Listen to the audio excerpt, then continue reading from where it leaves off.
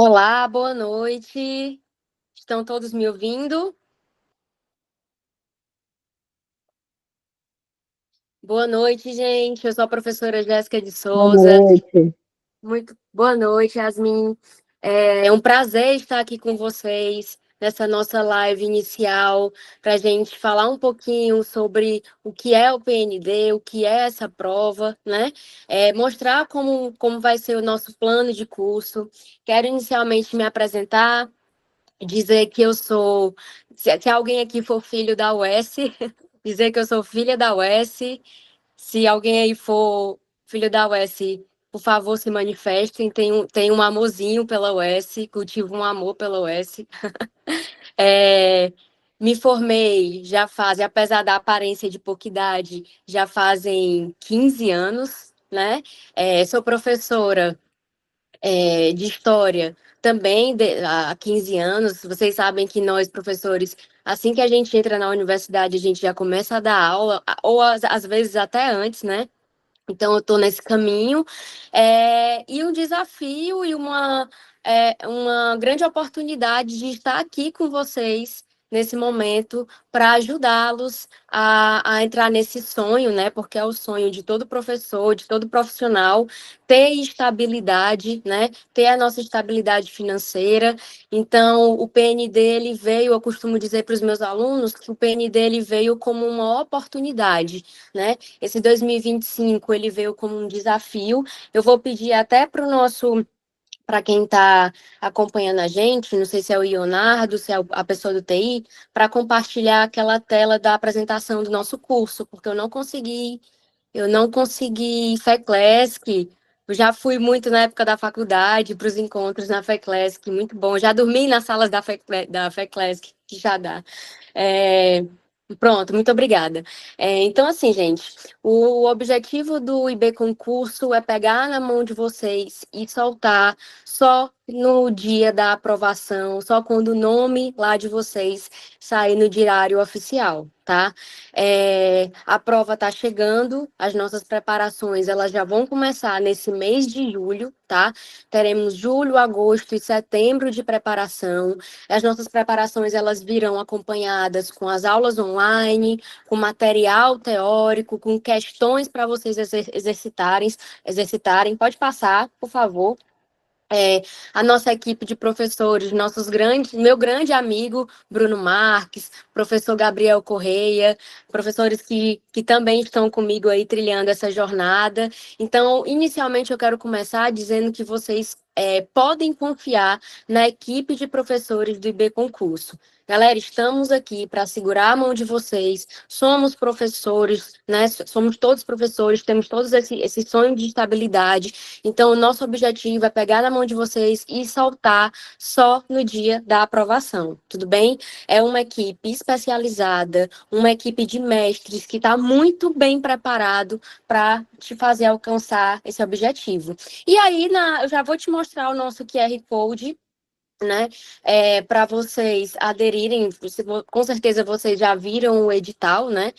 A primeira base aí do nosso concurso, da nossa prova, é dar uma olhadinha no edital. Então, nós temos aí o curso comum básico a todos, né? Então, se vocês querem fazer aquela diferença na tua aprovação, por favor, deem uma olhadinha na turma, a turma já está se iniciando, nosso QR Code aí já para garantir a tua vaga, porque a gente esquece que é um curso, vai ser uma prova que vai ser muito competitiva, tá, gente? É uma prova que o nível é muito alto, vai ser muito alto, principalmente para o Nordeste, porque vocês sabem que a galera aqui do Nordeste, ela é uma galera que tem um nível muito alto, mas o lado bom é que se você começar a se preparar agora, tu pode segurar a tua nota por 3 anos. Então, tu já imaginou tu ir muito bem esse ano na prova e aí já poder escolher aonde você vai trabalhar, aonde você quer trabalhar por 3 anos, porque é uma prova que tudo bem que, por exemplo, aqui para o Ceará saiu só para temporários, né? Mas ao longo dos anos, os municípios, os estados, eles podem lançar editais aí de convocação, né, para concurso. seja temporário, seja efetivo. Então, essa tua nota, ela pode ser utilizada por 3 anos, então é uma oportunidade muito grande, tá, galera? Passa um pouquinho o nosso slide, que eu queria mostrar para vocês o nosso plano de curso, tá? Nosso plano de curso já vai começar agora, no mês de julho. Eu vou dividir a frente com também um professor muito querido, chamado Jean Silva, não sei se vocês o conhecem, já é experiente também na área de concurso, tá? Nossa prova terá 50 questões, ou seja, se terão 50 questões específicas, vocês podem ter certeza que eles vão abordar todo o conteúdo do currículo, não tenha dúvida. Gente, são muitas questões, tá? Então, por isso que a gente preparou com muito cuidado os tópicos e os pontos mais importantes da base de conteúdo para a tua específica de história, tá? Então, vamos lá, ó. Nos 6 primeiros tópicos que contemplam metodologia da história, metodologia do ensino de história e pega aí a parte de geral, a gente separou os principais assuntos, tá? Então, por exemplo, teoria e metodologia da história, nós teremos cada tópico mais ou menos 2 a 4 aulas, tá? Onde nós teremos na aula 1, vendo as correntes historiográficas, positivismo, marxismo, escola dos análises, microhistória, que é uma coisa que a gente vê no começo da faculdade e a gente deixa um pouco de lado, então a gente vai preparar um conteúdo muito especial com relação a isso. Inclusive, se você aderir hoje ao nosso pacote, ao nosso plano, essa semana você já vai receber um material para começar a estudar, tá, gente? Um material aí teórico e com algumas questões que já caíram também no ENAD, porque vocês sabem que o PND ele vai se utilizar da prova do ENAD, né? Um estilo de prova também, né, um estilo de prova mais contextualizado, com situações, problemas. Então, essa semana, se você aderir ao nosso plano, você já vai receber um material teórico com algumas questões que já caíram na prova do ENAD anteriormente, tudo bem? Aula 2. O uso de fontes, né, escrita, oral, visual, digital, que também é um assunto aí da metodologia histórica que a gente vê no começo da faculdade e a gente abandona um pouquinho, tá? Passa o slide para mim, por favor.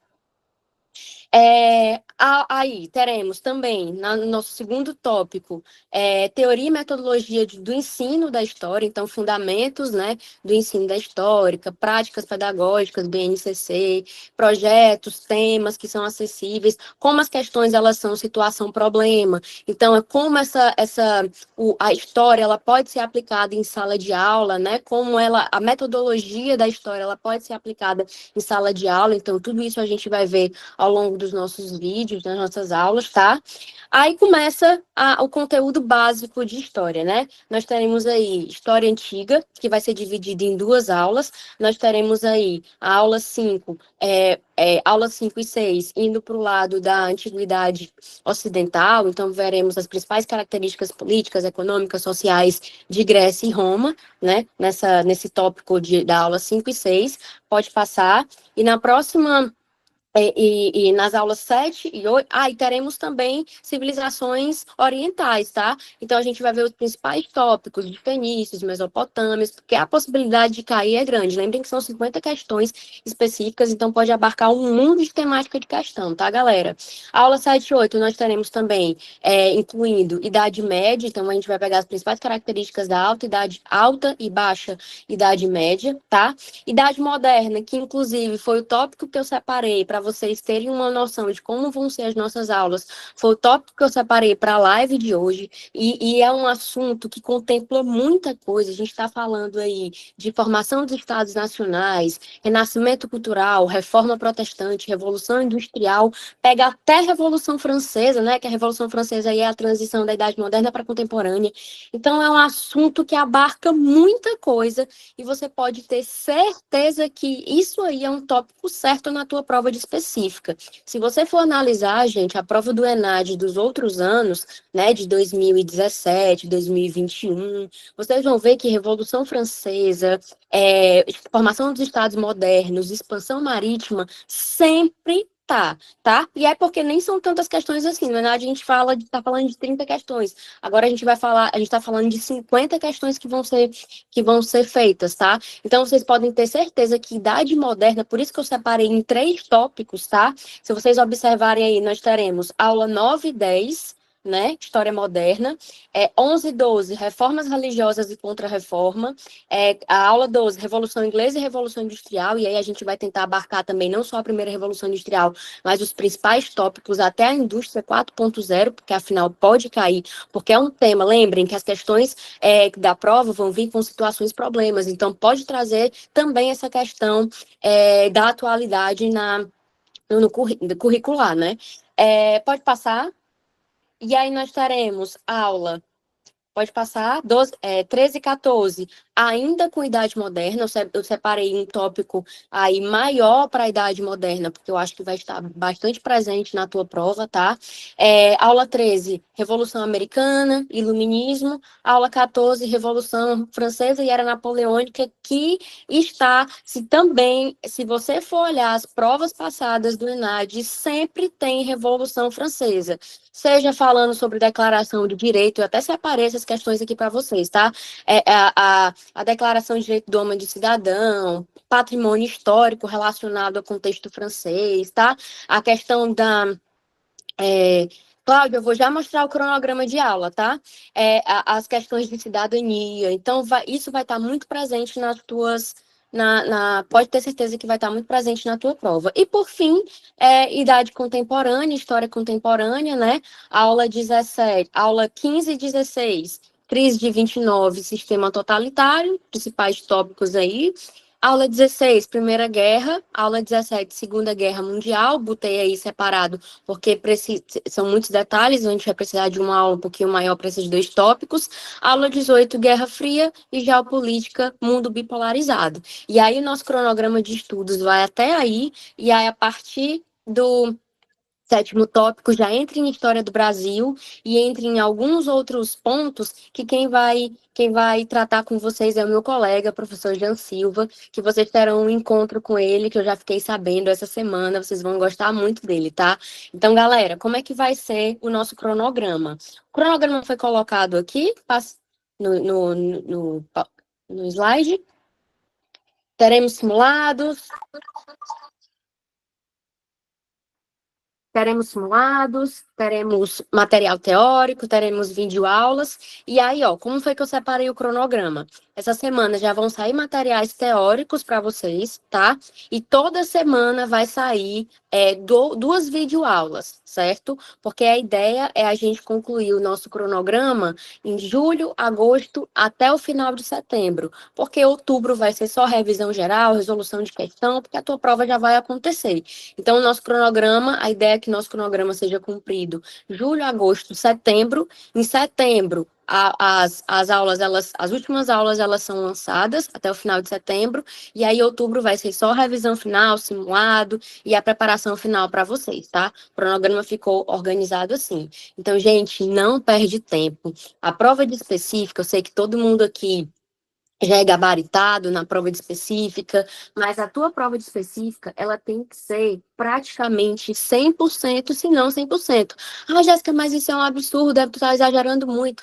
Entenda, vocês vão fazer uma prova onde tem uma específica, que é a específica de história, que é a área de vocês. Então, o nível, ele vai estar alto sim, tá, gente? Então, é por isso que vocês precisam focar também nas aulas de específica, não negligenciar, claro, estudar as áreas comuns, mas não negligenciar a aula de específica, porque é de extrema importância, tá? Alguém levantou a mão? Sim, Jéssica. Yasmin, boa noite. As aulas, elas serão todas disponibilizadas lá na plataforma, né? Todas elas, vai ter esse momento ao vivo ou não? Vai ser alguns momentos ao vivo e fica disponível lá na plataforma para a gente assistir no momento que a gente puder, né? Que a dinâmica de trabalho de cada um é diferente, né? Nem sempre dá para acompanhar o ao vivo, né? Isso, Yasmin. O IB Concurso pensou nisso, tá? Pensando que vocês têm já uma dinâmica de trabalho, né? São profissionais já da área, as aulas elas vão ser gravadas e você vai ter acesso ao material, às aulas gravadas em qualquer momento. Ela vai estar lá disponível na plataforma e a ideia, gente, é justamente isso, porque a gente está falando de profissionais da área, pessoas que já atuam, que já trabalham, que o tempo é curto. Então, a ideia é. Então, vocês vão ver que vão ser aulas que não tem enrolação, vai ser tudo muito objetivo, vai ser aulas que são voltadas mesmo para o teu interesse, que é a aprovação, que é a realização do teu sonho.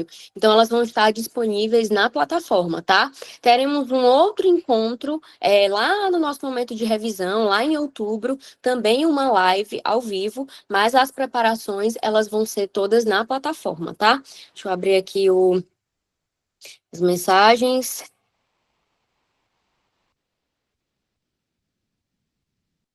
Maria Elânia. Maria, essa semana vocês já vão ter conteúdos disponíveis para o estudo, tá? Vídeos ainda não, mas as videoaulas elas vão sair ainda esse mês, tá? Mas vocês já vão ter o conteúdo, tem um conteúdo teórico de estudo. Tudo bem, Maria? E as aulas, Cláudio, elas serão gravadas e disponibilizadas na plataforma, tá? Então tá aí, gente, o QR Code da nossa específica. Eu sou uma professora extremamente acessível, então vocês podem me procurar nas redes sociais, me procurem nas redes sociais do curso, tá? O Instagram do curso aí para vocês. Underline IB Concurso, o número do WhatsApp disponível para vocês. Vocês podem ter certeza que o que eu falei e é muito sincero, tá? O nosso objetivo, o objetivo do IB Concurso é segurar na tua mão e só soltar no dia da aprovação, no dia que o teu nome sair lá no edital, bonitinho, e tu ganhar o sonho da estabilidade. Tudo bem? Então vamos lá, vamos começar? Pronto, o Leonardo está dizendo aqui que na plataforma tem um espaço para enviar dúvidas aos professores. E vocês podem ter certeza que a gente vai estar sempre disponível para resolver essas dúvidas, tá? Aqui, ó, gente, a imagem do curso, tá? O nosso curso físico presencial. Os nossos aprovados, a nossa lista de aprovado. Primeiro lugar, Pindoretama. Primeiro lugar, Nova Olinda, Ceará. Segundo lugar, Nova Olinda, certo? A nossa lista de aprovados. E vocês conseguem ver a nossa lista de aprovados também no nosso Instagram, no Instagram do curso, do B Concurso, tá? Alguma dúvida mais? Podemos começar? Então, aí, ó, QR Code na tela. É, Vou compartilhar com vocês agora as questões que eu separei. A ideia aqui, gente, é que vocês já tenham mais ou menos uma noção de como é que vai vir a prova de vocês, tá? Prova do ENAD, como eu falei, são situações problema, então são questões contextualizadas e que às vezes joga uma pegadinha que a gente acha que tem certeza de uma resposta, mas não porque ela está muito relacionada ao texto, né? Ao que a questão está pedindo. Vou compartilhar aqui a tela com vocês para a gente poder começar, tá? Vamos lá.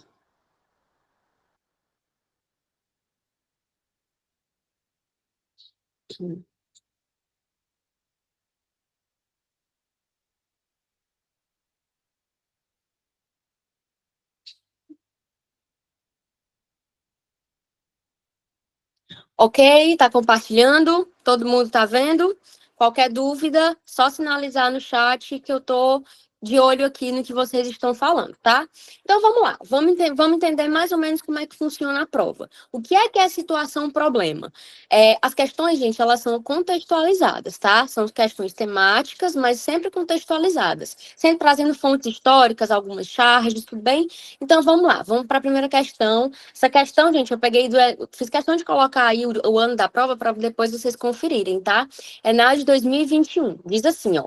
A partir do Renascimento artístico italiano, mais precisamente no século XV, Tudo que lembrava Roma precisava ser imitado e começa a fazer parte das salas dos mecenas. Galera, quando se fala de renascimento cultural, lembrem de uma coisa. Lembrem que o renascimento, ele não recebe esse nome por nada. Ele tenta resgatar algumas coisas, renascer, ele tenta voltar e resgatar algumas coisas.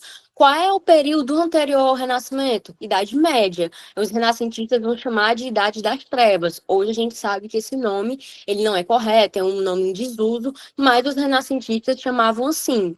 E quando a gente fala de renascimento cultural, o que eles mais prezam em resgatar, preste atenção, é a antiguidade clássica, é o resgate das características da Grécia e da Roma antiga. Então é por isso que o nosso texto ele está fazendo essa exaltação a relembrar Roma.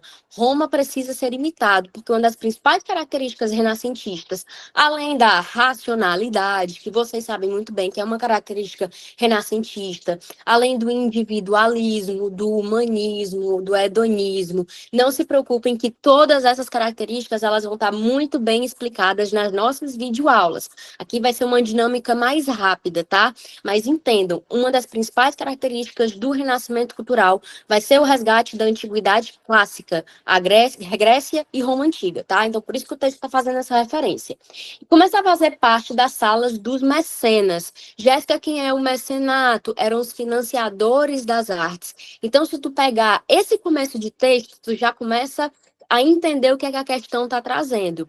Quem são os mecenas? Eram financiadores das artes. Normalmente eram pessoas como a igreja, como burgueses, que precisavam garantir obras de arte por questão de status.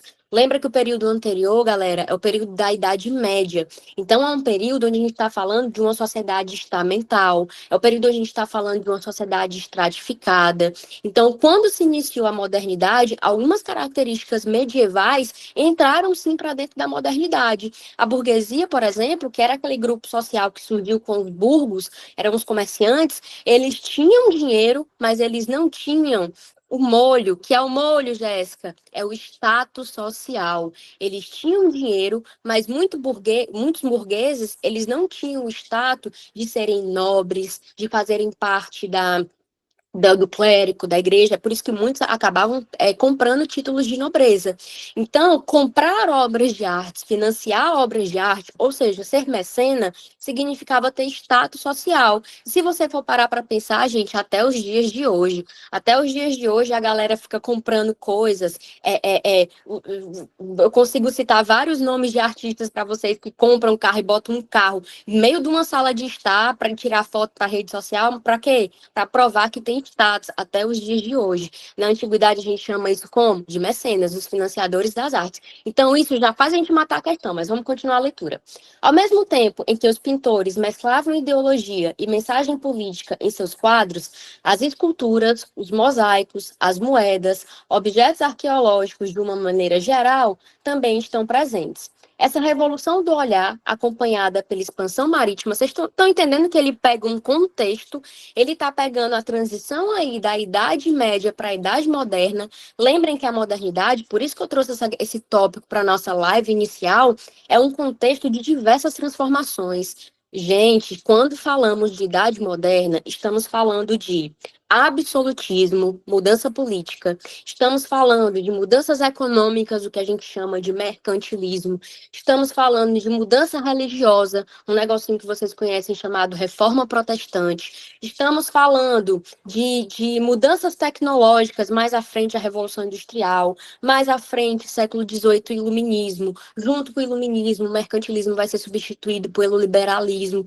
Então a gente está falando de transformações completas e complexas dentro dessa modernidade. Por isso que é um tópico tão importante, por isso que eu trouxe para vocês nesse primeiro momento. E o que dá a base para essa modernidade é a expansão marítima, que é o que a questão está nos falando, tá? Então vamos continuar a leitura. Leva as realezas europeias do século XVI e XVII a adquirirem suas próprias coleções. O modelo da Vila Albani, em Roma, era um espaço onde os intelectuais europeus se encontravam para discutir suas ideias e achados. A vila pertencia ao cardeal Albani, padrinho do Papa Clemente. Aí você fica, Jéssica, cardeal? Cardeal também era um mecena, não era só a burguesia, não? Por que a igreja financiava obra de arte? para ter controle. Lembrem que nós temos dentro do Vaticano, por exemplo, a Capela Sistina. Capela Sistina foi feita pelo Michelangelo. Michelangelo odiou fazer a Capela Sistina, mas ele fez por quê? Porque foi pago pela igreja. Michelangelo, quando fez a Capela Sistina, desenhou todo mundo nu. Mas por quê? Porque é uma característica do renascentismo, o naturalismo. Não é o nu sexualmente falando, mas é o nu com a valorização do corpo humano. Aí o que é que a igreja mandou fazer? Porque a igreja era um mecenato também, financiava obras de arte. A igreja foi lá e mandou cobrir algumas obras. É tanto que os arqueólogos posteriormente, perdão, os pesquisadores posteriormente, quando foram analisar, né, a questão da pintura, do tempo da pintura, viram que as pinturas que estão acima, elas são mais novas do que a pintura, o pigmento abaixo, sinal que eram mais antigas, porque a igreja mandou cobrir, porque a igreja também era um mecenato, fazia mecenato, financiador das artes, tá? Então, vamos lá. A vila pertencia ao cardeal Albani, sobrinho do Papa Clemente, grande protetor das artes, que ordenou as primeiras escavações arqueológicas nas catacumbas romanas. A construção da vila levou aproximadamente 20 anos. Nela havia uma rica coleção greco-romana, característica do Renascimento, Antiguidade Clássica, hoje pertencente ao Museu do Louvre. Então, vamos lá para a nossa questão.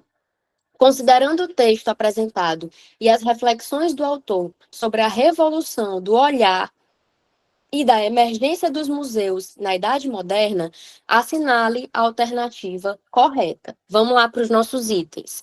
Lembrem, quando o ENAD, quando a tua prova vier, ela vai trazer situação-problema, ela vai trazer uma questão contextualizada, certo? E, normalmente, relacional ao texto que ele colocou. Ele não vai colocar um texto desse tamanho para nada não, tá, gente? Então, vamos lá. No século XVI, os historiadores que salvaguardavam artefatos da igreja, da realeza e da nobreza, eram críticos da elite proprietária desses objetos. E aí, gente? Tá falso esse item, tá? Os historiadores do século XVI que salvaguardavam artefatos da igreja. Esses bens, normalmente, eram da elite, não eram só da igreja, tá? É tanto que quando os museus eles vão ser formados por bens pessoais. A elite, normalmente mecenas, vão doar esses objetos que eles compravam por questão de status para os museus, tá? Falso. Item B de bola. Na Idade Moderna, os museus difundiram o patrimônio cultural por meio das suas funções educativas. Inicialmente, elas não tinham uma função educativa. Posteriormente, ela cria essa função, tá? Mas inicialmente não tinha essa função. Ela vai ter uma função de preservar a memória, de uma identidade não educativa. Item C. Na Idade Moderna, o colecionismo era expressão de uma hierarquia política, econômica e social. Perfeito, nosso item C. O que é o comecinho da nossa questão nos fala? Ele nos traz muito bem a citação dos mecenas, os financiadores das artes. Para que serve o mecenato? Para que serve eu gastar dinheiro, eu sendo burguês, para comprar quadros, para a igreja isso mesmo, Felipe, específica de história. A igreja financia obras de artes com o fim de uma hierarquia política, econômica e social, para mostrar prestígio, tá, galera? Então, o nosso item correto aí seria o item C, tá? Tudo certo até aqui? Tudo tranquilo? Deixa eu olhar aqui as mensagens. Tudo certo, né? Entenderam o estilo de questão? Aqui, gente, é para vocês entenderem o estilo de questão e ver como é que vai ser, tudo bem, é 2025, é o primeiro ano que essa prova está sendo aplicada, é uma novidade, mas se ela se baseia na prova do ENAD, então ela vai vir contextualizada assim mesmo, tá, gente? Vamos para a nossa segunda questão aí, ó. Mais uma questão do ENAD 2021. Gente, se eu tiver uma certeza na vida, é que, primeiro, vocês vão ser aprovados, porque vocês vão sair dessa live e vão assinar o nosso plano, e aí vocês vão ser aprovados, é uma certeza que eu tenho. E a segunda certeza que eu tenho, vai cair patrimônio. A Maria gostou, mandou um joinha aqui, muito bem, Maria. Nossa primeira aprovada aqui, tá? Se Deus quiser. João Paulo também, interajam, gente. Eu sou uma professora aqui que gosta de interação, tá? Vai cair patrimônio na tua prova. Eu não tenho dúvidas disso, tá?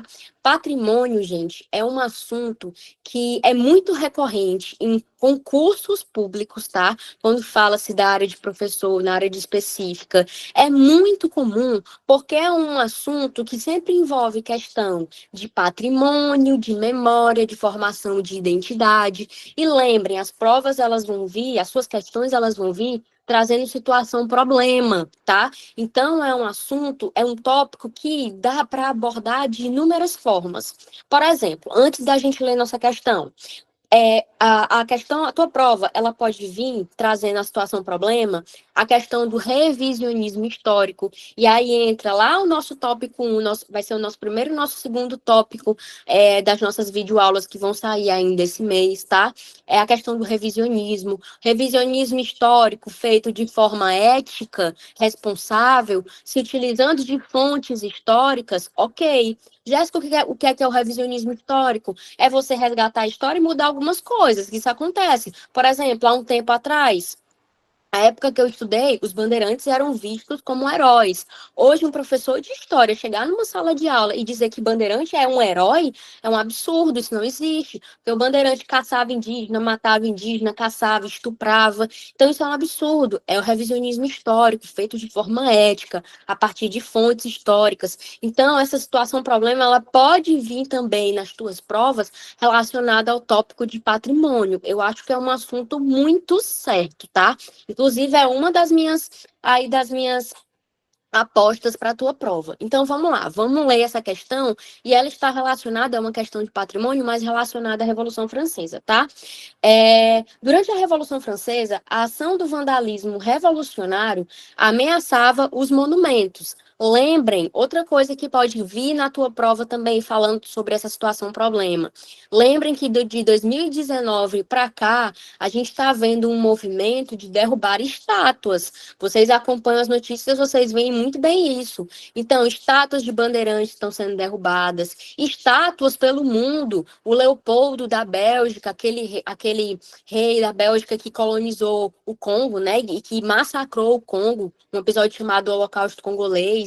Então, quando você chega, por exemplo, no Museu de São Paulo, você vê no Museu do Ipiranga, você vê hoje que o museu está modificado. Ele mostra uma estátua do Bandeirante, ele conta a história do Bandeirante, mas ao lado vem uma crítica, vem uma reflexão, mostrando que o Bandeirante, na verdade, ele não é um herói, que ele foi construído, que ele foi usado como uma figura heróica por quem queria se construir a história, que normalmente são as figuras políticas, né? Uma elite, é sempre um grupo que se quer construir a história, mas isso acaba sendo revisionado ao longo da história. É uma questão ética, feita de forma ética por nós historiadores. Então, vamos lá. Então, a questão fala sobre isso, estátua de ditadores, perfeito.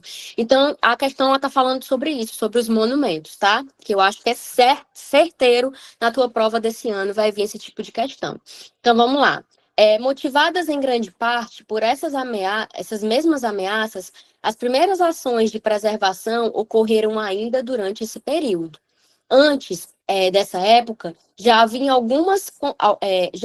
alguma consciência da importância da preservação de monumentos e obras de arte, bem como de seu uso para se promover uma certa visão de cultura. Como assim, Jéssica, uma certa visão de cultura? Gente, vocês sabem muito bem, quando a gente produz história, a ideia do patrimônio é se produzir memória, principalmente se produzir uma identidade nacional. Uma das coisas, a gente aqui que é cearense, né? Acredito que todo mundo aqui seja cearense, não sei, se alguém for de outro estado, por favor, diga, mas há pouco tempo atrás, foi aprovado no dia 30 de janeiro. A Vaia Cearense. A Vaia Cearense hoje é um patrimônio cultural imaterial do Ceará. Olha que coisa linda. Esse ano foi aprovado o pão de coco. Pão de coco, ele é um patrimônio cultural do Ceará. Mas por quê? O que é o patrimônio? É algo que gera uma identidade, a definição de memória para uma nação.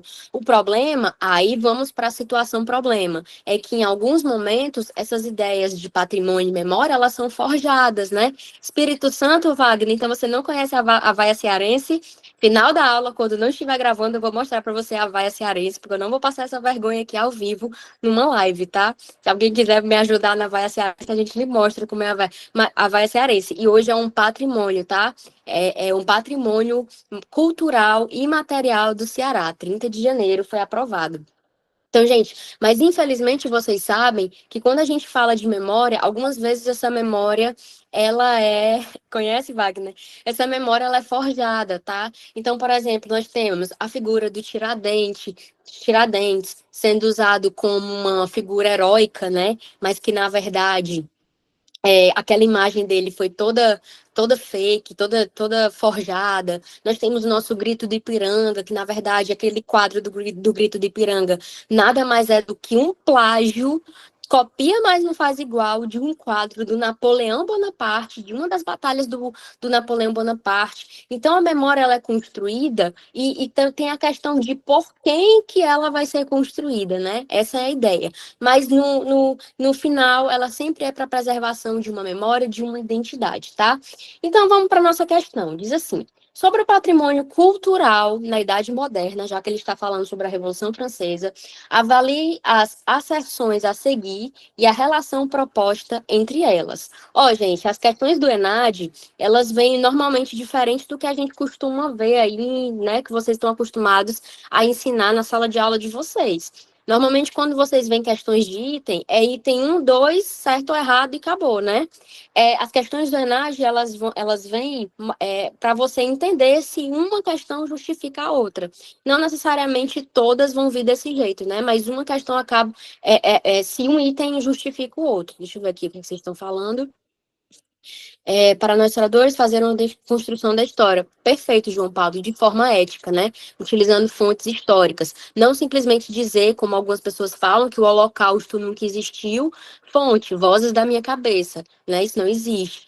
A ideia do revisionismo é ser feito de uma forma ética. E feito de forma ética tá tudo certo, tá? Então vamos lá, vamos para os nossos itens, tá? Diz assim, ó. Primeiro item: a preservação do patrimônio histórico e dos acervos documentais tornou-se importante no contexto da Idade Moderna. Perfeito! Preservação de uma identidade, envolvendo monumentos e objetos do passado, e principalmente as figuras dos grandes heróis, né, gente? Vocês sabem, nós veremos isso na nossa primeira aula de metodologia, quando a gente for, metodologia da história, quando a gente for falar sobre história dos análises, positivismo, a gente vai falar sobre isso. Então, por favor, no final dessa aula, vá lá no nosso QR Code, assine o nosso curso, que vai ser a nossa primeira aula de metodologia histórica, e a gente vai falar um pouco sobre isso. A história era produzida para os grandes heróis, falando sobre os grandes heróis, os grandes feitos. Já assinou, Maria? Perfeito. Os grandes feitos, tá? E hoje é que a gente desconstrói isso, né? O que a gente está fazendo hoje é a microhistória, que nós veremos isso também na nossa primeira aula. A história vista de baixo, a história das mulheres, o papel das mulheres na Guerra do Paraguai. Já ouviram falar sobre? As mulheres na Guerra do Paraguai arrancavam as próprias mangas das camisas para amarrar as feridas dos soldados, né? As peixeiras durante a Revolução Francesa, né? As marchas das mulheres. Então, as histórias vistas de baixo, né? Mas está correto. Quando a gente fala de idade moderna e a gente fala de patrimônio histórico, a gente está falando de monumentos, resgate de monumentos e objetos do passado. Item 1 aí, corretíssimo. Vamos para o 2. O item 2 diz assim: os monumentos históricos e as obras de arte passaram a ser considerados como constituintes de um patrimônio histórico. Perfeito. As obras de arte, os monumentos são patrimônios históricos. criando-se um acervo de bens classificados, inventariados e homogeneizados. O que ele quer dizer com homogeneizados? Padronizado. Começou-se a criar um padrão do que é a fonte histórica, que é o monumento, qual a história que deve ser contada. Então, tá verdadeiro o nosso item aí. Mas olha o diferencial da prova do ENAD, como é que é? Ele coloca se um item justifica o outro. O item A diz assim, ó, o item 1 e o item 2 são proposições verdadeiras, ok. E o item 2 é uma justificativa correta da primeira. Perfeito. Olha esse item B. As asserções 1 e 2 são verdadeiras, mas a 2 não é uma justificativa para o item 1. É uma justificativa sim, gente. Ele está falando aí de como é que os bens eram classificados, inventariados, e para se tornar um monumento, para criar um símbolo de identidade, de memória. Então, o nosso item correto aí é o item A. Jéssica, todas as questões da minha prova serão desse jeito? Provavelmente não, tá? Mas terão questões assim, onde vocês vão precisar analisar um item e ver se um item justifica o outro, ok? Tudo certo até aqui? Então, vamos para nossa terceira, que eu falo demais. Qualquer dúvida, mandem aí, tá, gente? Questãozinha clássica também, de idade moderna. A gente está falando agora de uma questão do ENAD 2017, certo? Onde ele diz assim, ó, clássica, você olha para essa imagem, vocês já sabem o que é que ele está se referindo, né? Essa imagem aí ao lado é do Leviatã, né? É a contracapa da obra do Leviatã, do Bossuet, onde nós temos o Leviatã com uma mão segurando um cetro e na outra segurando uma espada. O que significa isso? Eu tenho o poder militar e eu tenho o poder divino, o poder ideológico nas minhas mãos. Lembrem, quando a gente fala de Bossuet, quando a gente fala de Maquiavel, quando a gente fala de Baudin, quando a gente fala de Hobbes, no caso dessa imagem aí é o do Hobbes, né? Quando a gente fala de Hobbes, a gente está falando, gente, de teóricos que vão justificar o absolutismo. É muito comum e é normal confundirem os teóricos absolutistas com os iluministas, tá? E eles são completamente opostos. Mas, às vezes, eu já vi alguns alunos cometendo esse erro de confundir teóricos absolutistas com os iluministas. Os iluministas, eles vão totalmente contra os ideais do antigo regime. Já Maquiavel, Hobbes, Bossuet, Baudin, eles defendem um antigo regime. O que é que significa antigo regime? O ideal absolutista, né? O ideal daquele rei que manda, que intervém em tudo, tá? Então, vamos lá. Nós temos aí 2 textos, certo? Mais um texto aí, né, gente? Colocando item 1 e 2 e para você dizer se justifica ou não, certo? Então, vamos lá. Diz assim, ó. A imagem, tomando a imagem acima como referência, avalie as acessões a seguir e a relação proposta entre elas. Item 1.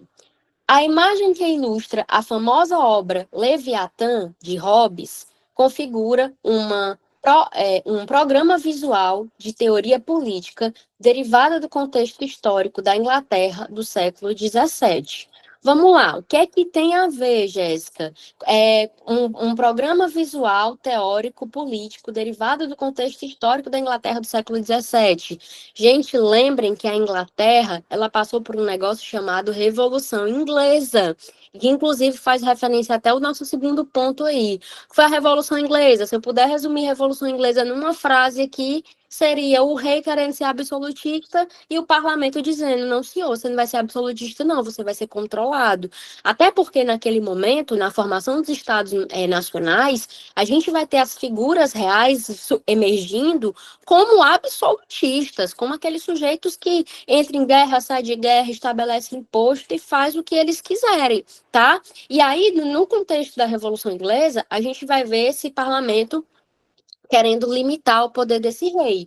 E o Hobbes, a teoria do Hobbes, ela vai ser utilizada sim como uma justificativa para a teoria absolutista. o que é o contexto histórico dessa época, o que torna o nosso item verdadeiro, tá? Tem um outro detalhe, se viesse, por exemplo, uma questão mostrando, falando, por exemplo, de Bossuet e Baudin. Bossuet e Baudin eram teóricos também absolutistas que falavam sobre a teoria divina dos reis. E aqui, gente, eu estou entrando para a área da história, tá? Eu não estou indo para a filosofia, para a sociologia, nada disso.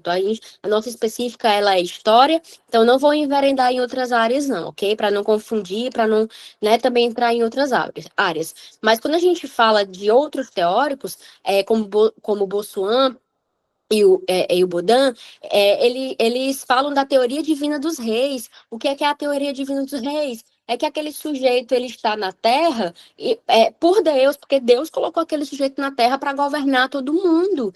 Então, por exemplo, nós teremos alguns reis da Inglaterra, como por exemplo Carlos I. Carlos I ele foi o primeiro rei julgado e condenado à morte pelo carrasco, né? Porque não existia ainda guilhotina é só francesa.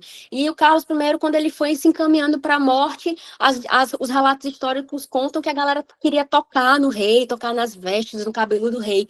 Por quê? Porque se acreditava na teoria divina dos reis, que aquele sujeito estava lá como um representante divino. Então, se eu consigo tocar num sujeito que é representante divino, eu vou curar das minhas mazelas de doença, eu vou ter prosperidade. A galera acreditava nisso mesmo. Então, quando a gente fala de teóricos absolutistas, Maquiavel, Hobbes, Bossuet, Baudin, a gente está falando dessas teorias, tudo bem? Vamos para o segundo item. Diz assim, ó, a ruptura de Henrique VIII. Quem é Henrique VIII? É aquele cara que vai criar o anglicanismo. Também mais uma questão aí da nossa modernidade, a reforma protestante. Lembrem que o Henrique VIII, ele a gente fala muito da questão da Ana Bolena, né? Que ele queria se separar de Catarina de Aragão para né, se casar com a amante, Ana Bolena. Tem essas fofocas, a gente adora, historiador adora fofoca. Mas lembrem, a gente está falando de uma dinastia que queria se colocar absolutista, mas principalmente acima dos ideais religiosos, acima dos ideais da Igreja Católica, que era, naquele momento, a instituição mais poderosa que existia, desde a Idade Média, e se tornou a instituição mais poderosa, com domínio ideológico, foi só crescendo e nunca mais deixou de ser, tá? Então, ele diz assim, ó, a ruptura de Henrique VIII com o papado no século XVI provocou um enfraquecimento da monarquia inglesa. Aí o nosso item está errado. Eu vou te dizer por quê. Porque o Henrique VIII, quando ele fez o anglicanismo, religião oficial hoje, né, na Inglaterra, vocês provavelmente estão de férias, então vou indicar aqui uma série chamada The Crown, né, muito boa. Mostra aí a família real, a questão do anglicanismo e tal, muito legal. Quando Henrique VIII ele rompeu com a Igreja Católica e fundou o anglicanismo, ele decretou um negócio chamado Ato de Supremacia. O que é o ato de supremacia? É quando, ao mesmo tempo, o rei se torna chefe de Estado e chefe da igreja.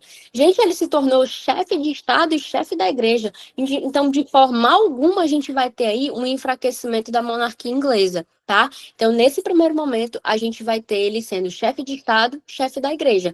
Quando é que isso muda? Revolução Inglesa. Aí, na Revolução Inglesa, vocês sabem muito bem que nós teremos, aí vai ser um tópico também lá das nossas aulas, assinem as nossas aulas, que nós falamos, aqui é só uma pincelada de tudo que a gente vai ver, mas nas nossas videoaulas nós veremos isso com muita calma.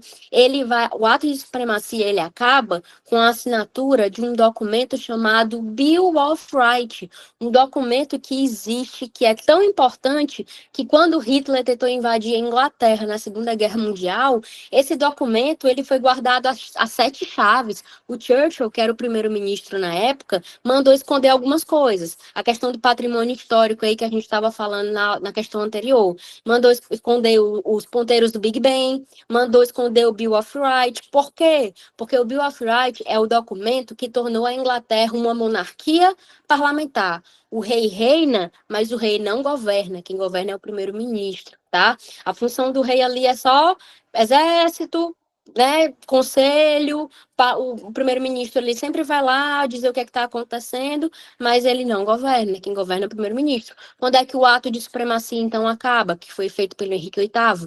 com a Revolução Inglesa, que torna o nosso item 2 falso. Então, vamos para os nossos itens, vai.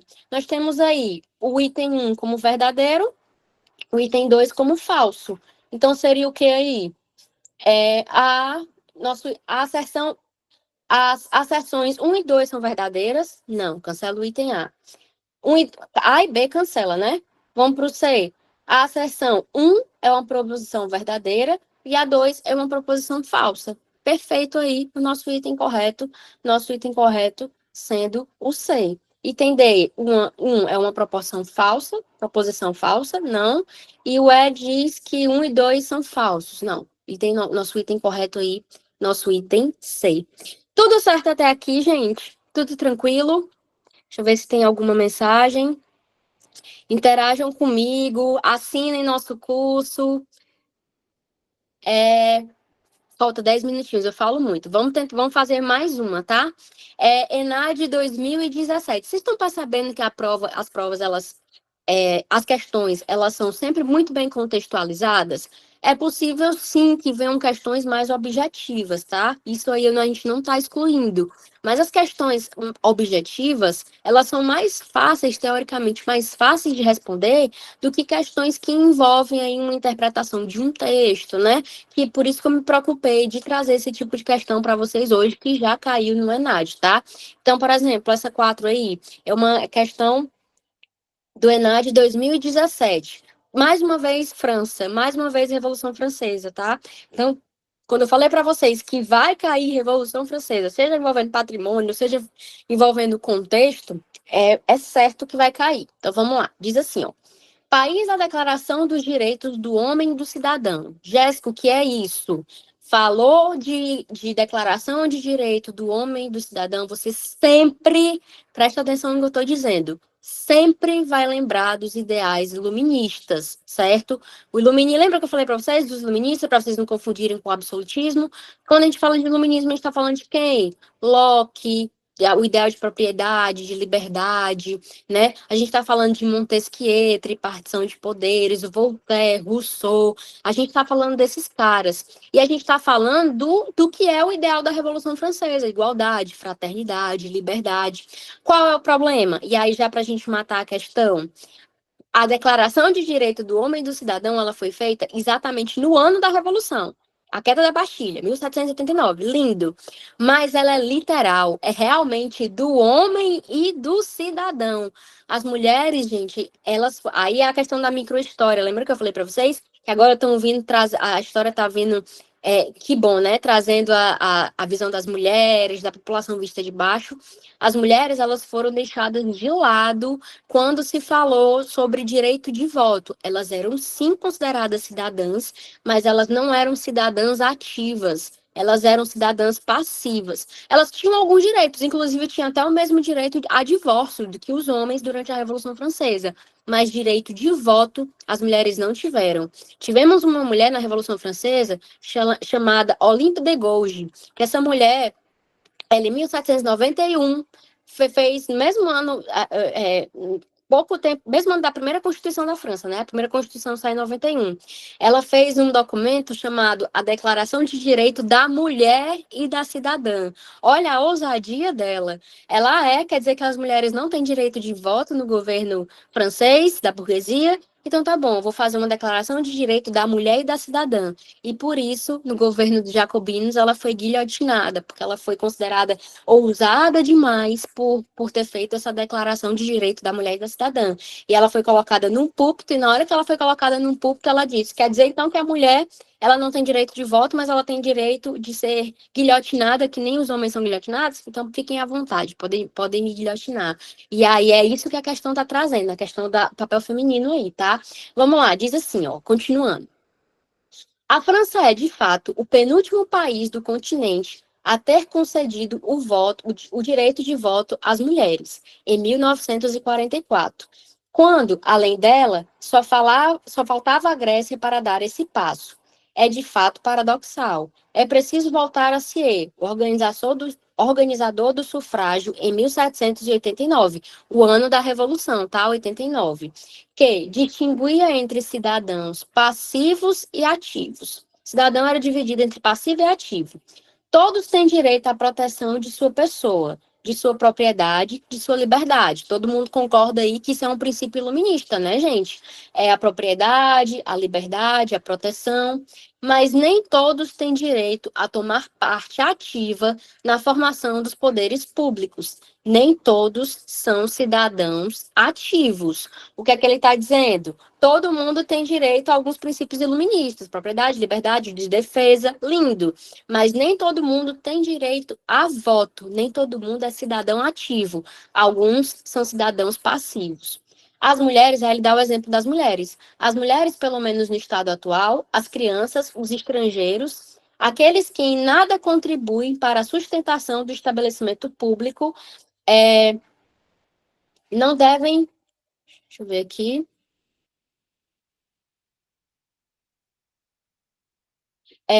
Não devem influir ativamente na coisa pública. Então, nós temos aqui. Vou tentar, tá? É porque eu tenho um compromisso, por isso que eu pedi para começar mais cedo, mas eu vou tentar resolver o máximo que eu puder. Então, vamos lá. Diz assim, ó. Não podem. Perfeito, perfeito. Não devem influir ativamente na coisa pública. Então, nós temos o que aqui, ó. Com relação às ideias apresentadas no texto, avalie as afirmações a seguir. Se é um dos participantes mais ativos e influentes na criação da Assembleia Nacional de 1789, o que é essa Assembleia Nacional de 1789? Ela é aquela Assembleia que é organizada para fazer nascer a primeira Constituição da França. Lembrem que na primeira Constituição da França prevaleceu os girondinos, que era aquela galera de direita. Então, ao prevalecer os girondinos, nós teremos voto censitário, voto por renda. A população participou da Revolução Francesa, invadiu a Bastilha, Arsenal dos Inválidos, invadiu Versalhes. A população pobre fez um monte de coisa, mas na hora de sair a primeira Constituição da França, deixou a população pobre de lado. É por isso que a Revolução Francesa ela foi uma revolução da burguesia, né, gente?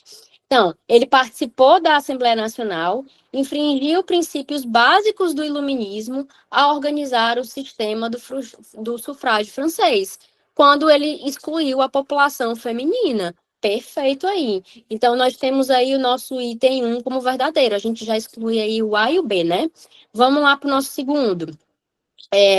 O paradoxo mencionado no texto diz respeito ao fato de a França, que adotou um sistema baseado em direitos universais e individuais, princípio iluminista, ter excluído as mulheres do direito de voto até 1944. Perfeito, aí é uma questão de interpretação de texto, né, gente? No texto ele diz isso, que a França, lá bem aqui na terceira linha, que foi o penúltimo país a dar o direito de voto às mulheres. Vocês sabem que no Brasil, aqui a gente vai ter dentro do contexto Vargas. Então, tá verdadeiro o item 2. Aí a pegadinha, vamos lá, para o item 3. Se é, ao discriminar quem poderia influir diretamente na coisa pública, privou as mulheres do estatuto de cidadãs. As mulheres eram privadas do estatuto de cidadãs? Não, elas eram consideradas cidadãs, mas elas não eram cidadãs ativas, ou seja, que tinham direito de voto. Elas eram cidadãs passivas. Viram aí a pegadinha? E aí torna esse item 3 o item falso, o que nos dá o gabarito item 1 e 2. Gente, cuidado, só uma observação. Cuidado com os gabaritos que vocês encontram por aí ao pesquisar na internet, tá? Alguns gabaritos, eles fazem os gabaritos antes de sair o gabarito oficial e coloca, por exemplo, o item 3 como um item verdadeiro, porque não se tocou da pegadinha. Então, se vocês procurarem aí na internet, vocês vão ver em alguns sites que colocam o item 3 como verdadeiro. Não. IB concurso, filha, aqui a gente traz o gabarito bonitinho e oficial. Eita, peraí, deixa eu tomar uma água. Engasguei. Tô saindo de uma gripe, gente, mal de professor. Entra de férias e pega uma gripe, né? Então, cuidado com os gabaritos. O item 3 ele tem uma pegadinha aí, tá? Que é a questão das mulheres serem sim consideradas cidadãs, mas serem cidadãs passivas e não ativas, o que torna o nosso item C o nosso item verdadeiro, ok? Vamos lá, vamos tentar acelerar. A quinta questão, eu trouxe ela mais objetiva, tá? As próximas questões, elas são mais objetivas, porque pode vir também esse estilo de questão e é bem mais tranquilo. Vamos lá. Diz assim, ó, uma questão de 2022. Tendo em mente o processo histórico nomeado de reforma e contra-reforma, por volta do século XV da era cristã, avalie as afirmativas a seguir e assinale a correta. Mais uma transformação da modernidade. Tem erro, não. Quando se fala de reforma protestante, a gente está falando de luteranismo, calvinismo, anglicanismo, ou seja, os reformadores que questionaram a Igreja Católica naquela época, por conta das indulgências, né, o perdão, as simonias, tudo isso vai ser muito bem especificado durante as nossas aulas lá, as nossas aulas gravadas, tá? Perdão, gente. Quando a gente fala de contra-reforma, já não está mais falando de luteranismo, anglicanismo, a gente está falando das atitudes da Igreja Católica. Então, vamos lá. Reforma protestante, puritanismo, anglicanismo, a contra-reforma é o que é que a Igreja Católica vai fazer para tentar recuperar os fiéis. Então, nós teremos nessa época os jesuítas. Não é à toa, gente, história do geral e história do Brasil se casam muito. Não é à toa que no mesmo ano, na mesma época da contra-reforma, que é a criação, né, a questão dos jesuítas, nós teremos jesuítas chegando ao Brasil, né, no contexto colonial brasileiro, né, com o primeiro governador geral. Por quê? Porque eles casam os dois contextos históricos. Nós teremos o Tribunal da Santa Inquisição, nós teremos os livros proibidos, o Índex. Então, vamos lá, vamos para os nossos itens. Ele diz assim, ó, sobre o contexto de reforma e contra-reforma. O item A diz assim, reforma é concebida como o processo de ordenamento dos bispos católicos feito como forma de frear o avanço protestante. E aí, tá falso. A reforma é concebida como um processo de ordenamento dos bispos católicos. Lembra que eu falei para vocês? A reforma está se referindo ao luteranismo, ao calvinismo, ao luteranismo, não está relacionado à Igreja Católica. Se ele estivesse falando de contra-reforma, estaria verdadeiro. Vamos lá. Contra-reforma é o nome dado à eclosão de novas igrejas e credos religiosos. Não é contra-reforma, é reforma protestante. Contra-reforma é a Igreja Católica. Falso. Item C. As grandes navegações e o renascimento comercial favoreceram o surgimento da burguesia. Perfeito, né, gente? Aquele grupo social que surge lá na Idade Média com os burgos, mas que com a expansão marítima ascende mesmo, né? A qual questionava os dogmas católicos, tais como o pecado da usura. O que é a usura? É o empréstimo de dinheiro. Certíssimo. Gente, os burgueses, a Igreja Católica condenava o lucro e a usura. A Jéssica, mas era uma das instituições mais poderosas e ricas da época e condenava. Condenava lucro, condenava empréstimo de dinheiro a juros, né, a usura. Então, a burguesia, ela não se sentia representada dentro da Igreja Católica. Quando surge o calvinismo, né, que é uma religião que surgiu na Reforma Protestante, que falava da predestinação, que falava da prosperidade, do lucro, o que a burguesia vai fazer? Abandonar a Igreja Católica e migrar principalmente para o calvinismo, o que torna o nosso item C aí verdadeiro. As grandes navegações e o Renascimento favoreceram a burguesia, a qual questionava dogmas católicos como o pecado da usura. A Igreja Católica condenava, mas eles não podiam realizá-la porque a Igreja Católica condenava. Nosso item correto, então, item C. Tudo certo? Tudo certo até aqui, gente? Tudo tranquilo? Falem comigo, tá? Qualquer dúvida. Vamos para... Perfeito. Vamos para a nossa sexta. FUB 2023. Mais uma questão aí objetiva que eu separei para vocês. Diz assim: a Revolução Gloriosa marcou o fim do absolutismo. Perfeito. Lembra que eu falei para vocês que foi a assinatura do Bill of Rights, onde tornou a Inglaterra uma monarquia parlamentar? Então, a Revolução Gloriosa é isso. Por que recebe esse nome? Porque não teve derramamento de sangue, né? Foi um acordo que o Guilherme de Orange, rei da época, né, fez com o parlamento. Ele assina o Bill of Rights e oficialmente a Inglaterra acaba com o ato de supremacia e se torna uma monarquia parlamentar. Então, vamos lá. A Revolução Gloriosa marcou o fim do absolutismo e o início de um período de governo constitucional na Inglaterra. A respeito desse assunto, assinale a afirmação correta sobre esse contexto. A. A invasão de Guilherme de Orange foi uma resposta às medidas implementadas por Jaime II na Inglaterra, que impediram as atividades comerciais com mercadores protestantes dos Países Baixos. Não, gente, foi um problema de parlamento e rei.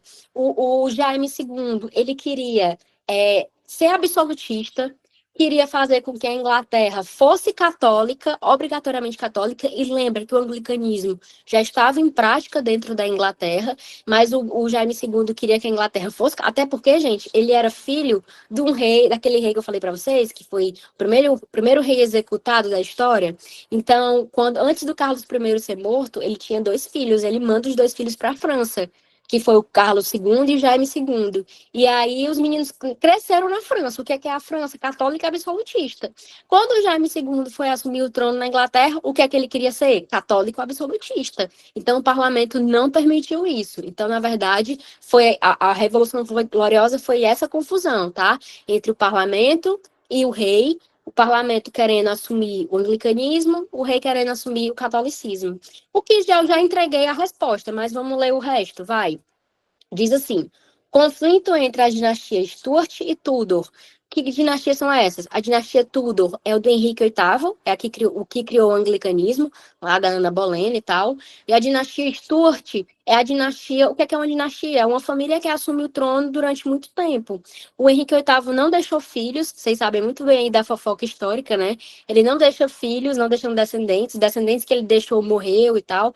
Então, quem assume o trono vai ser uma prima distante, que é uma de uma outra família, que é a dinastia Stuart, que é uma dinastia que quer ser católica e absolutista, né? Tem essa característica. Então, vamos lá. O conflito entre a dinastia Stuart e Tudor gerou instabilidade política e social, que levou o rei Jaime II a uma aliança com a França. Gente, a França e a Inglaterra eram inimigos históricos. Até hoje, eu adoro programa de culinária. E eu estava assistindo só uma observação aqui rápida. Eu estava assistindo um programa de culinária onde eram para fazer um doce, aí era um francês e um inglês. E aí o inglês, gente, ele fez um bolo de apresentação, que era um bolo todo branco, que quando ele cortava o bolo, o bolo era todo vermelho e escorria uma calda vermelha. O nome que ele deu ao bolo, Joana d'Arc. E aí ele era um inglês e deu pro cara lá que ia avaliar, que era francês, e disse: o bolo é Joana d'Arc. Foi o que vocês fizeram com a Joana d'Arc. Olha que louco. Até hoje eles têm esse conflito. Aqui, piadinha, só para que historiadores entendem, né? Até hoje, França e Inglaterra, gente, tem esse conflito, esse dilema, entendeu? Eles não se juntaram. Eles vão se juntar lá na Primeira Guerra Mundial, mas antes eles eram inimigos históricos, então tá falso, né? Sei. Os desejos déspotas do rei Jaime II o levaram a uma articulação com o imperador da Áustria e do Sacro Império Romano Germânico, o que gerou insegurança nos protestantes ingleses. Não é o motivo da Revolução Gloriosa. O reinado de Jaime II ficou marcado pela perseguição aos católicos. É o contrário, ele queria ser católico, né? Tornar a Inglaterra católica. Falso.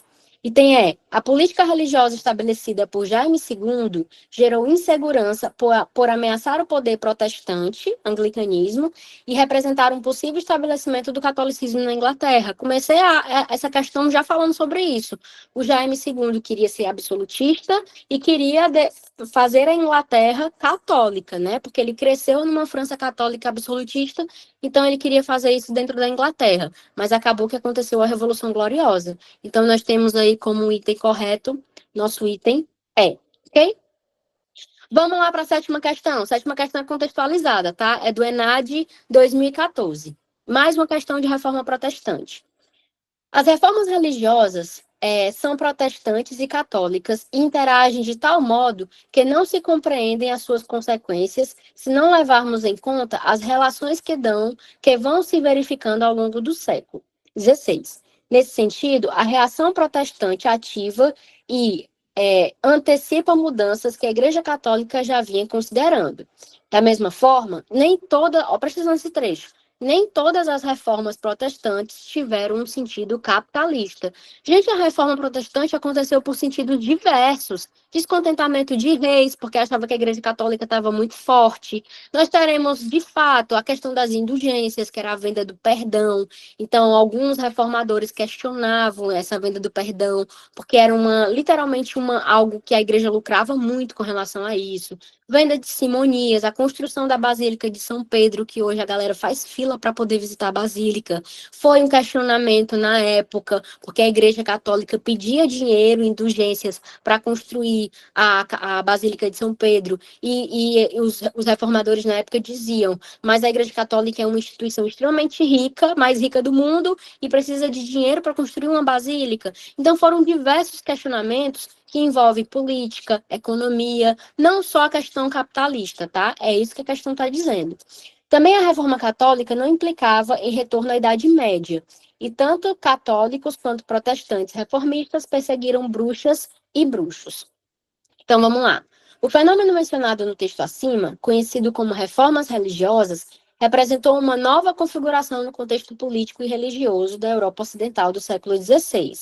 Nesse sentido, considera-se que tais reformas religiosas resultaram na relação de diferentes conflitos. A reforma protestante foram diferentes conflitos? Sim, que remontam às questões teológicas, perfeito, políticas, perfeito, e econômicas, e ainda a posse e exploração do novo mundo. A reforma protestante, ela acontece por diversos segmentos. A gente está falando de uma questão política, econômica, né, só teológica, vários segmentos, não só a questão teológica ou da venda de indulgências por si só, que torna o nosso item A, o nosso item verdadeiro, tá, gente? Questãozinha aí tranquila do nosso ENAD 2014, né? Questão 8, mais objetiva. Tudo certo até aqui, gente? Gente, espero encontrá-los no nosso curso, tá? Que começa já esse mês. Mais uma vez reforçando, essa semana vocês já vão ter um material teórico sobre as nossas primeiras aulas de metodologia, do ensino da história, metodologia histórica, e vocês já vão ter, até a próxima semana, os vídeos referentes, né, as videoaulas referentes a esse conteúdo, tá? E nosso cronograma, ela vai até o mês de setembro, finalzinho do mês de setembro, tá? Então, tudo isso aqui que a gente está fazendo de uma forma mais rápida vai estar muito especificado, esmiuçado nas nossas videoaulas que vão sair a partir da próxima semana, tudo bem?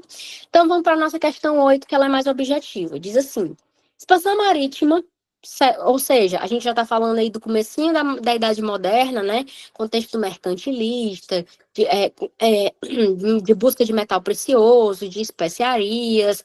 A gente está falando de um contexto de procura de novos territórios, de disseminação de fé, tá? Então, vamos lá. A expansão marítima empreendida pelos portugueses nos séculos XV e XVI está ligada a quê? E tem a tradição marítima lusitana, direcionada para o mar Atlântico, em busca de ilhas fabulosas e grandes tesouros? Não, né, gente? A gente está falando de especiarias, metal precioso, contexto mercantilista.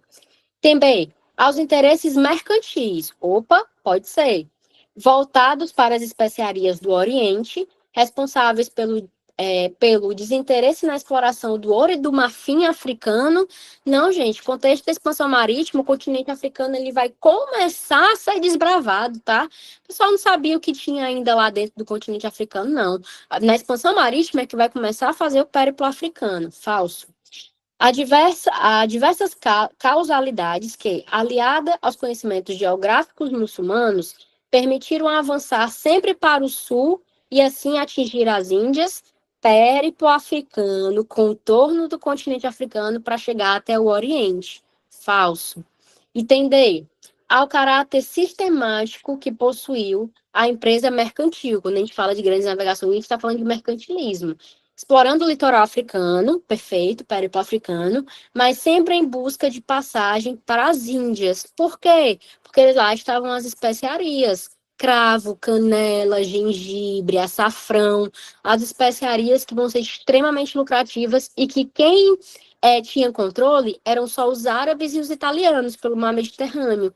Então, no momento em que Portugal consegue fazer o périplo africano, contorno da África, que demora muito, tá, gente? Eles cruzam, eles saem em 1415 e eles só chegam do outro lado em 1498.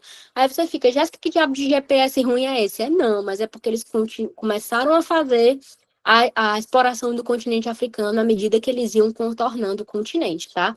Então, o nosso item correto aí é o item D de dado, ok? Vamos para a nossa questão 9. Questão do Educa. Considerando o processo de revolução industrial, questão certeira também na tua prova. As provas de concurso adoram revolução industrial porque sempre encaixa naquela situação problema, de contextualizar com várias áreas, tá? Analise a seguinte afirmação. Tanto a Grã-Bretanha e tanto a Grã-Bretanha quanto o mundo sabiam que a revolução industrial lançada nestas ilhas, não só pelos comerciantes e empresários, como através deles, cuja única lei era comprar no mercado mais barato e vender sem restrição no mais caro, estava transformando o mundo. Nada poderia detê-lo. Os deuses e os reis do passado eram imponentes diante dos homens de negócio e das máquinas a vapor do presente. E tá fazendo aí, gente, uma referência à primeira revolução industrial, tá?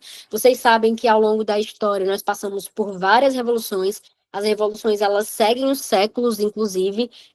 Hoje a gente está falando de uma indústria que a gente chama de indústria 4.0. Ao longo das nossas aulas, nós teremos também uma videoaula falando de revolução industrial, onde a gente vai especificar ponto a ponto cada revolução industrial e as principais características delas, tá? Mas nesse caso aqui, ele está falando da primeira, né? Sobre o texto e a revolução industrial, é possível afirmar corretamente. Vamos para o item A. A Revolução Industrial não foi uma ruptura técnica, mas a herdeira de um lento processo de aprendizagem em um longo percurso de surgimento de inovações técnicas. Essas inovações levaram à multiplicação acelerada de mercados e serviços. Gente, o que é uma revolução? É uma mudança total. Quando a gente fala de uma revolução, não é uma mera mudança simples. Por exemplo, Revolução Francesa, queda de um rei. Revolução Russa, queda de um rei e os bolcheviques, né, socialistas, que tinham um ideal socialista, assumindo poder. Revolução Industrial, uma mudança social, política, econômica que influencia a sociedade inteira. Mas não é uma mudança que aconteceu de forma rápida, a partir de longos processos. Então, o nosso item A está completamente verdadeiro. A gente está falando de uma primeira revolução industrial, onde é o uso do carvão, as máquinas a vapor. A gente fala de uma segunda revolução industrial que já usa petróleo. Terceira revolução industrial, técnico-científica. Quarta revolução industrial, IA. Gente, da onde é que a gente, há poucos anos atrás, a gente ia falar de inteligência artificial salvando vidas. Jéssica, como assim salvando vidas? Eu já cansei de ver notícias em jornal que a pessoa utiliza aqueles relógios com inteligência artificial, né? Que usa por questão de saúde, e aí a percebe que existe alguma coisa errada, né? Questão de batimento cardíaco, manda um serviço de alerta para o serviço de emergência, o serviço de emergência socorre a pessoa e salva a pessoa.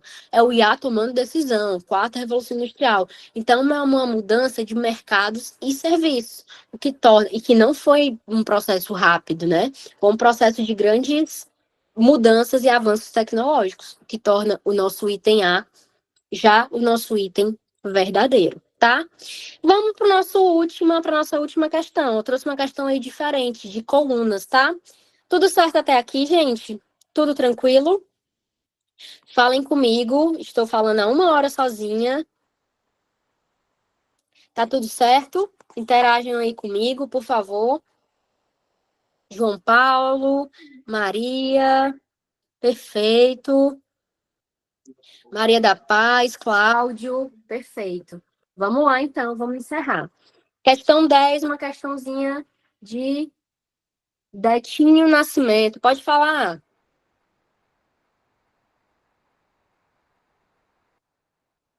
Não? Ok. Então, vamos lá. Questão 10 diz assim, para a gente finalizar. A história moderna é marcada por grandes transformações, como a expansão marítima europeia, a revolução comercial e a formação das monarquias nacionais. Esses eventos moldaram a estrutura econômica e política da Europa e estabeleceram as bases para a globalização e o mercantilismo. Relacione os processos históricos às colunas. Tranquilinho, vamos lá. Gente, no começo da aula eu ainda falei sobre isso, inclusive. Quando a gente fala de mudança econômica da idade moderna, qual é a primeira coisa que vem à cabeça? Transição da idade. Deixa eu ver aqui o que estão falando. Ok. O Anthony está perguntando se vai estar disponível ainda hoje na plataforma. Alguém vai te responder aí, tá, Anthony? Então vamos lá, ó. Quando a gente fala de mercantilismo, quando a gente fala de idade moderna, a primeira coisa que você vai pensar é sobre mercantilismo, tá? É a primeira fase, a gente diz que é a primeira fase do capitalismo. Então já dá para a gente pegar o primeiro item aí, tá? Diz assim: política econômica que incentivava o acúmulo de metal, mercantilismo. Gente, o mercantilismo tem características: metalismo, acúmulo de metal, balança comercial, a ideia de exportar mais e importar menos, protecionismo, colocar taxas e produtos sobre as mercadorias que vêm de fora. Olha como que interessante, algumas medidas mercantilistas, querendo ou não, a gente utiliza até hoje. É só tu pensar aí no tarifaço do Trump, né? O que é o tarifaço do Trump se não é tomar medidas protecionistas, né? Colocar taxas sobre os produtos que vêm de fora, independente de que viés aí ele esteja pensando, se é questão econômica, política, seja o que for. Então, nós temos aí a primeira questão aí, o primeiro item, já temos aí o mercantilismo, né? O 4. Vamos para o segundo ponto. Transformação econômica caracterizada pelo aumento do comércio internacional, pela criação de mercados coloniais e pelo surgimento de novas formas de organização mercantil. A gente está falando o quê? Aí poderia ter gerar uma dúvida, se está falando de expansão marítima ou de revolução comercial. Mas ele está falando do aumento do comércio internacional. Então a gente já puxa aí para uma revolução comercial, tá? E não expansão marítima. Vamos lá, então nós temos aí o já 4 e 2. É isso? Já dá para responder, né? Mas não, vamos ler o resto. Diz assim: processo pelo qual os reis europeus centralizam o poder nas mãos de um monarca. Gente, a centralização política, também falamos sobre isso já na live de hoje. Como é que se dá essa centralização política, essa formação do absolutismo? É o item 3, formação das monarquias nacionais. Quando o absolutismo, que é aquele rei que centraliza poder na mão dele, né, entra, né, no poder e centraliza tudo. É o item 3. E o último, movimento que levou as potências europeias a expandirem seus territórios e influências através de exploração oceânica, com o objetivo de encontrar novas rotas comerciais e fontes de riqueza. Rotas comerciais, especiaria e fonte de riqueza, especiaria, metalismo, né? A gente está falando de expansão marítima, o que torna o nosso item aí ser o nosso item verdadeiro. Ok? Vamos lá.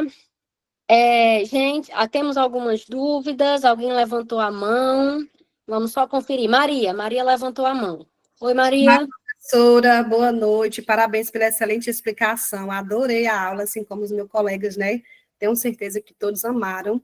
É só essa é a questão 2. Essa questão 2 sobre o patrimônio cultural, esse item 2 que fala sobre homogeneizados. E por que não heterogêneos? Por isso eu fiquei em dúvida só nessa questão mesmo, na questão de número 2. Por que não heterogêneos? Porque ele está falando, oi Maria, muito obrigada, viu? Porque ele está falando do começo, de quando o patrimônio histórico ele começou a ser considerado patrimônio e formação de identidades. E se procurava ter um padrão. Qual era o padrão? Era a história dos grandes heróis, dos grandes feitos, nunca a história de uma população vista de baixo. Hoje a gente pode dizer sim que é heterogênea, mas no começo se procurava ter um padrão, certo? Que eram os grandes heróis e os grandes feitos. Por isso que ele destaca esse homogeneizadas, ok? Ficou claro? Pronto, muito obrigada. Ficou sim, viu? Elânia. Oi, Yasmin, pode falar. Oi, professora, muito boa aula, viu? A senhora falando aí da Revolução Francesa, né? Da exclusão, né? Da invisibilidade das mulheres no processo da Revolução Francesa, que geralmente os livros didáticos, eles não abordam, né? Essas questões. Uma coisa que eu utilizo para minimizar essa deficiência, né, dos livros didáticos, que inclusive tem melhorado bastante, né, nos últimos anos, eu sempre, quando eu vou trabalhar a questão do iluminismo, eu inicio, né, com frases dos iluministas e também de mulheres, né, como, por exemplo, a Elizabeth Good. Aí, então, assim, é uma forma, né, da gente minimizar isso aí. Então, eu sempre levo essas, essas frases, né, que a gente, e dos filósofos, e levo também das mulheres, para fazer essa ligação depois lá com a Revolução Francesa. Então, fica aí dica aí para os colegas estarem fazendo isso. E ótima aula, viu? E eu já aderi o curso, e os colegas aí também não vão se arrepender, com certeza. Perfeito, Yasmin. E assim, a gente normalmente, e são conteúdos aí deixando de lado um pouquinho a nossa prova, que a gente, né, vai fazer daqui a pouco, mas são conteúdos que estão cada vez mais em provas aí que vocês ensinam para os alunos, né, de vestibulares e tal. É tanto que vem falando sobre Maria Quitéria, vem falando de Chiquinha Gonzaga. Então é essa questão da formação de identidade sendo vista de uma outra forma, muito pela Escola dos Análises, que é o nosso primeiro tópico do nosso curso aí de formação, né? As nossas primeiras aulas aí, nós vamos falar sobre essa metodologia de história, tá?